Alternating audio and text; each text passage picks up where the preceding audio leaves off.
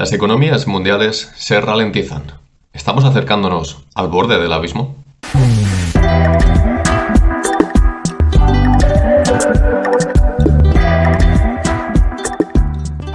Hey, muy buenas inversores, bienvenidos a un vídeo más. En el día de hoy vamos a tratar el caso de por qué el PIB a nivel mundial se está ralentizando. Según están reportando muchos países durante estos días, las estimaciones que hemos tenido por el momento, que todavía no son confirmadas, no se confirmarán hasta dentro de unos meses, del PIB del primer trimestre de 2022.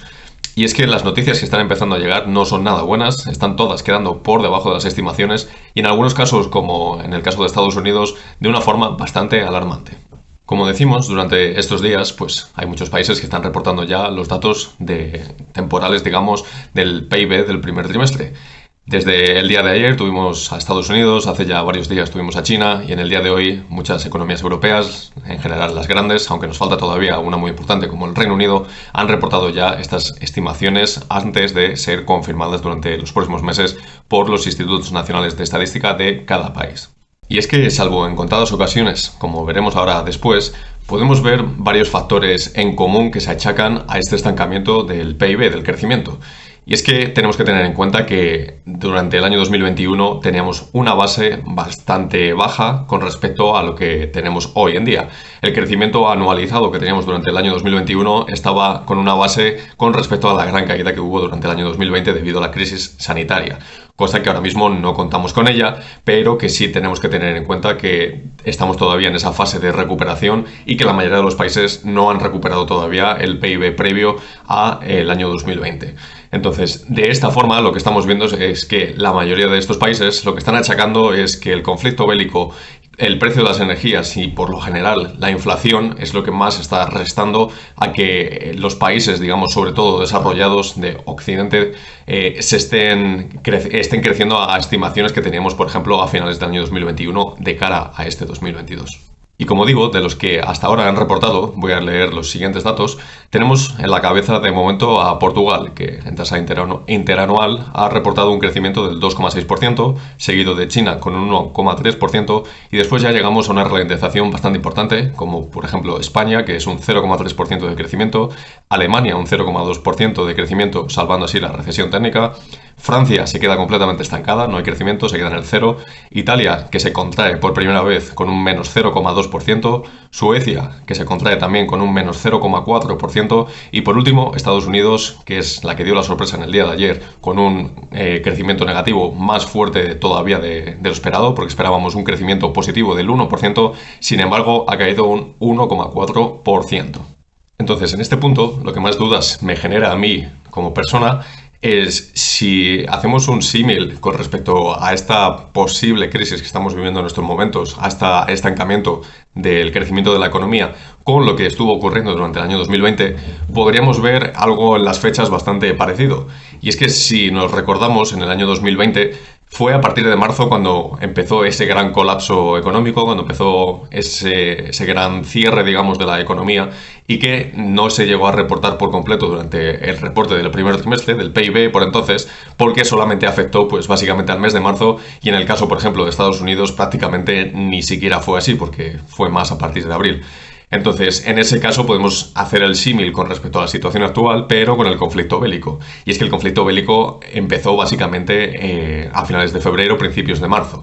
Por lo tanto, todas estas consecuencias a las que estamos achacando dicho conflicto, con la inflación, con la subida de las materias primas, el gas, etcétera, no vamos a verlo realmente reflejado hasta el segundo trimestre, que probablemente lo vamos a atravesar por completo con ese conflicto de lleno, es decir, que no se haya solucionado y que sigamos con él infligiendo bastante daño pues nuevamente en esa inflación, en esas materias primas y en sí en el propio crecimiento económico.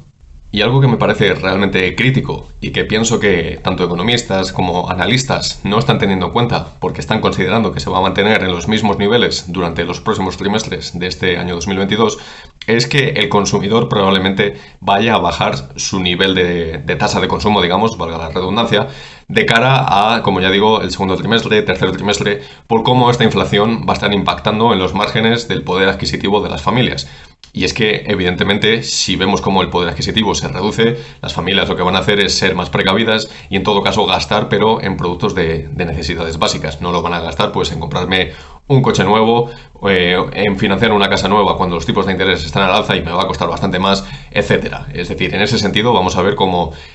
por parte del consumidor vamos a ver una ralentización también, y esto es algo que puede afectar de lleno a este crecimiento, ya que se estima que aproximadamente el 70% del crecimiento de la economía está sostenida por el consumismo. Entonces, si a ese 70% le vemos una gran ralentización o incluso que descienda,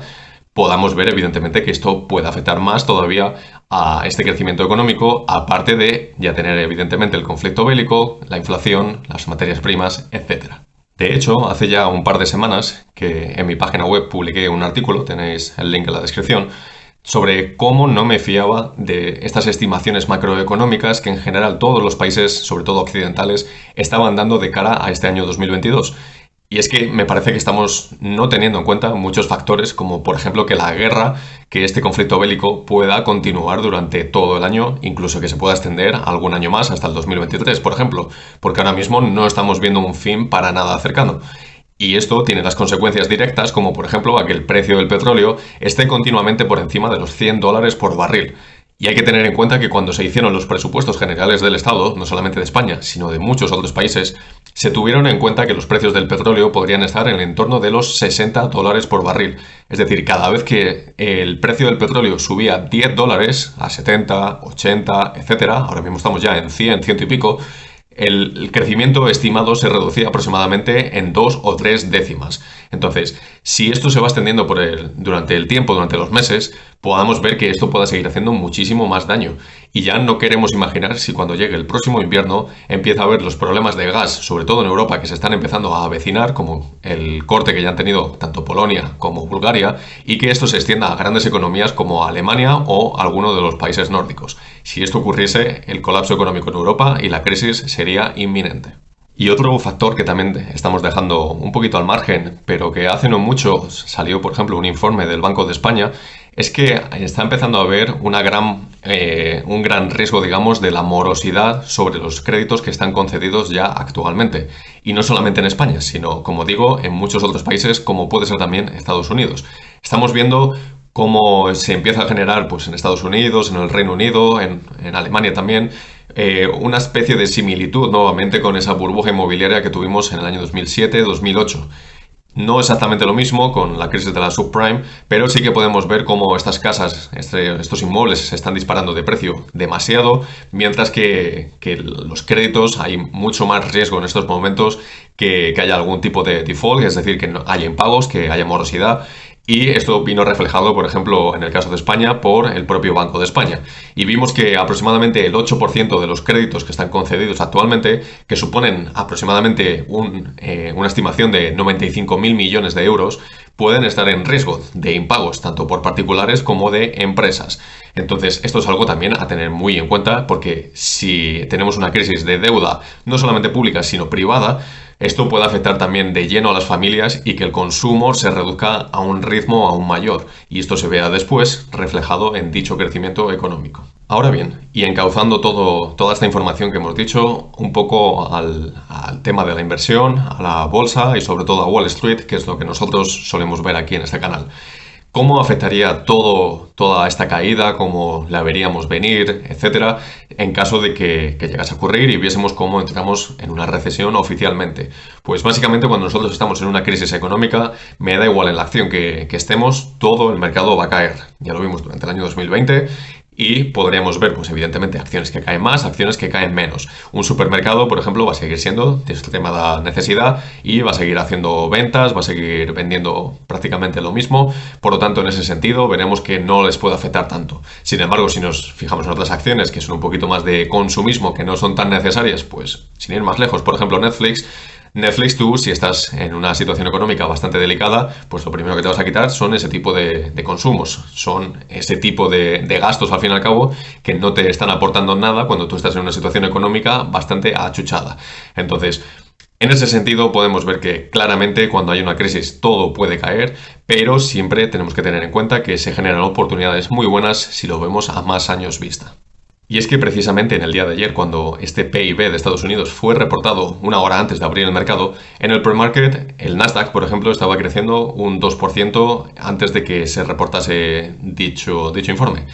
Una vez reportado el informe, vimos como ese crecimiento en pre-market bajó al 1%, e incluso cuando abrió la sesión vimos como casi llegamos pues, a un 0,2-0,3%, pese a que después al propio mercado le diese completamente igual y se fuese hasta prácticamente un 4% en el caso del Nasdaq, y el Dow Jones y el S&P también bastante hacia arriba. Entonces,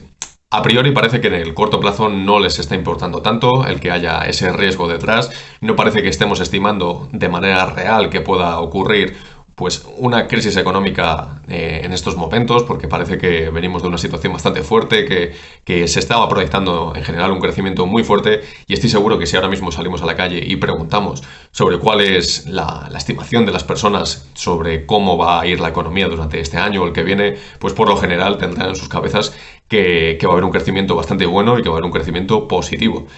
Todavía no ha llegado a la población y por eso no se ve reflejado todavía en el consumismo. Entonces, en ese sentido, podemos ver que en el mercado está funcionando un poquito de la misma manera y no estamos considerando todavía que esas subidas de tipos de interés pueden ayudar a ese frenazo económico todavía más. Sin más, espero que os esté gustando el vídeo. Decidme en los comentarios qué pensáis vosotros sobre cómo se puede comportar la economía durante el próximo trimestre y sobre todo durante todo el año 2022 y cómo la veis en vuestros propios países. Y si os ha gustado el vídeo, entonces dejadme un like, suscribiros al canal, activando la campanita, chequead los links que os dejo en la descripción, como mi Twitter, que es @accionespbolsa, y mi página web, que como os decía antes podéis ver los precios objetivos, ratings, algún artículo que yo escribo, etcétera. Y nos vemos en el próximo vídeo.